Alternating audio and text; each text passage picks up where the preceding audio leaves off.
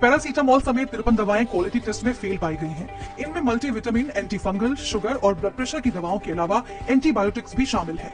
Central drugs standard control organisation ने 53 दवाओं के क्वालिटी टेस्ट किए थे, लेकिन 48 दवाओं की ही लिस्ट जारी की, क्योंकि 5 दवाएं नकली थी। कर्नाटक हाईकोर्ट के जज के विवादित बयान पर सुनवाई करते हुए सुप्रीम कोर्ट ने नाराजगी जताई। सीजेआई डीवाई चंद्रचूड़ ने कहा, अब देश के किसी भी हिस्से को पाकिस्तान नहीं कह सकते हैं। यह देश की एकता के मौलिक सिद्धांत के खिलाफ है। दरअसल कर्नाटक हाईकोर्ट के जस्टिस वी श्रीशनंदा ने एक मामले की सुनवाई के दौरान बेंगलुरु के एक मुस्लिम बहुल इलाके को पाकिस्तान कह दिया था। जस्टिस श्रीशनंदा ने सुप्रीम कोर्ट से माफी मांगी है। ठाणे के बदलापुर में 2 बच्चियों के साथ यौन शोषण के आरोपी अक्षर शिंदे के एनकाउंटर पर बॉम्बे हाईकोर्ट ने सवाल उठाए हैं। कोर्ट ने महाराष्ट्र सरकार से पूछा, हम कैसे मान लें कि 4 अफसर एक आरोपी को संभाल नहीं पाए? हथकड़ी भी लगी थी। अगर सेल्फ डिफेंस जैसी स्थिति थी तो आरोपी के पैर पर गोली मारते हैं, सिर में नहीं। अगली सुनवाई 3 अक्टूबर को करेंगे।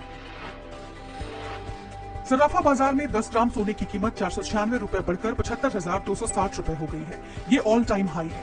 इस हफ्ते सोना 1,167 रुपए, जबकि इस साल 11,908 रुपए महंगा हो चुका है। बीते दिन चांदी भी 1,922 रुपए महंगी होकर 90,324 रुपए प्रति किलो पर पहुंच गई है। विदेश मंत्री एस जयशंकर ने चीन के साथ 75% विवाद हल होने वाले अपने बयान को लेकर सफाई दी। उन्होंने न्यूयॉर्क में कहा, मैंने ये बात सिर्फ सैनिकों के पीछे हटने के संदर्भ में कही थी। चीन के साथ दूसरे मुद्दों पर अभी भी चुनौती बनी हुई है।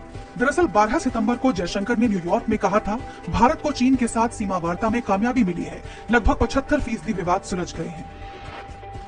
अब वो खबर जिस पर रहेगी हमारी नजर। पीएम मोदी आगरा में खेरिया एयरपोर्ट के पास नए सिविल एन्क्लेव का वर्चुअली शिलान्यास करेंगे।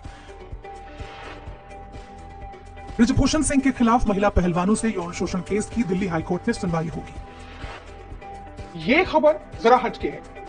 क्वीन एलिजाबेथ द्वितीय की ताजपोशी के मौके पर पहना गया एक हार 20 लाख पाउंड यानी 2 करोड़ से ज्यादा रुपए में नीलाम हो सकता है। स्विट्जरलैंड के जेनेवा स्थित सोथबी नीलामी घर 300 कैरेट के इस हार की नीलामी कर रहा है। मार्क्वेस ऑफ एंग्लिसी परिवार के सदस्य ने यह हार किंग जॉर्ज 6 के ताजपोशी के मौके पर भी पहना था। 1960 तक यह हार मार्क्वेस ऑफ एंग्लिसी परिवार के पास था, जिसे बाद में बेच दिया गया। आइए जानते हैं शेयर मार्केट कैसा रहा। सेंसेक्स 255 पॉइंट्स बढ़कर 85,169 पर बंद हुआ। वहीं निफ्टी 63 पॉइंट्स बढ़कर 26,004 पर बंद हुआ। और अब आज के दिन का इतिहास।